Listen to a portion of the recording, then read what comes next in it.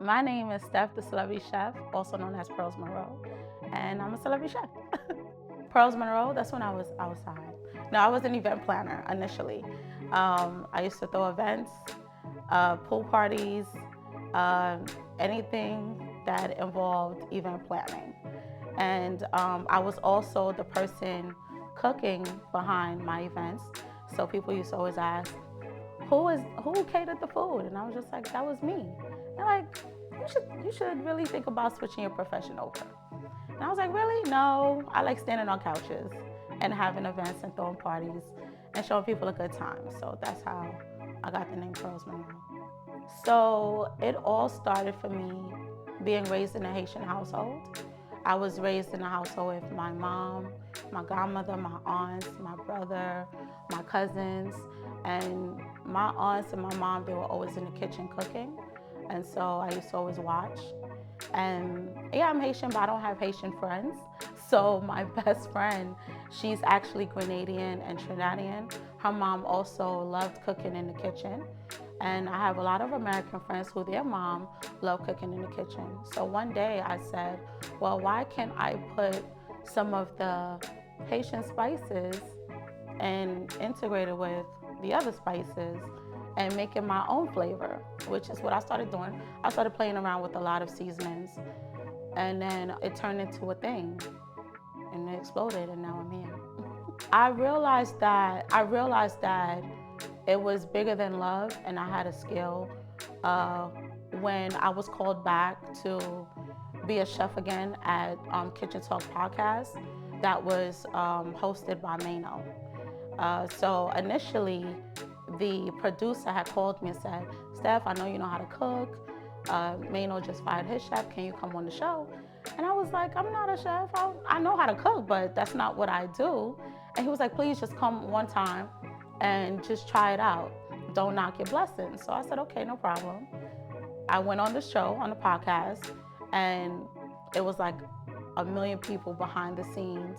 His manager, the production team, his co-host, and Mano, of course.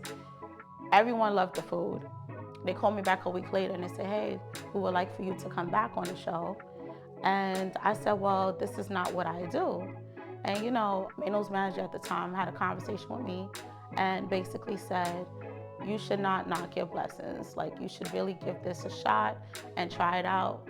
And then I said, okay, I'll come back. I came back, and the reaction that I started getting after that was amazing. I started connecting with other celebrities. Mano had opened up the door for many other opportunities for me to cook for other influencers, other celebrities as well. And now it had turned me into a professional chef. From that point on, there was no turning back. And that was about 6 years ago. I feel like I am my biggest fan. You know, um, the crazy thing about being successful before the limelight and after the limelight, you see who's really for you, before and after. You know, there are a few people that didn't really want me to be successful once once I got the spotlight and the recognition from celebrities. It became, being in the industry, it was just being in a whole nother different world. And there were people like my brother that was always supportive before and after.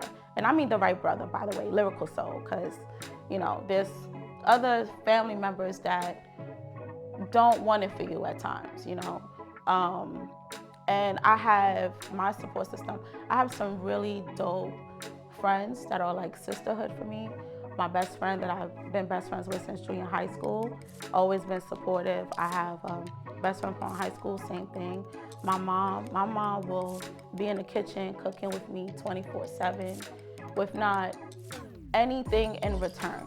My man has always also been supportive, positive words of motivation, of course, financially too, and just morally supportive. So that has always been what kept me going.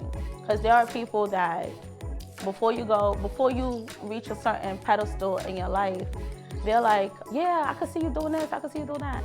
And once you hit that milestone, it's like, you see the hate, you know. And I went through a rough patch with losing so many people that I thought, you know, wanted me to succeed, you know. And I realized that there are some people that's gonna have expiration dates, you know, versus the ones that's really here to stay with me and ride with me till the wheels fall off. And those are the only people that matters. So when they say I'd rather 10 lions than 100 sheep, I see. All I need is the 10 lions by my side. You know what I'm saying? I had 100 sheep around, trust me. And I knocked them all down, so.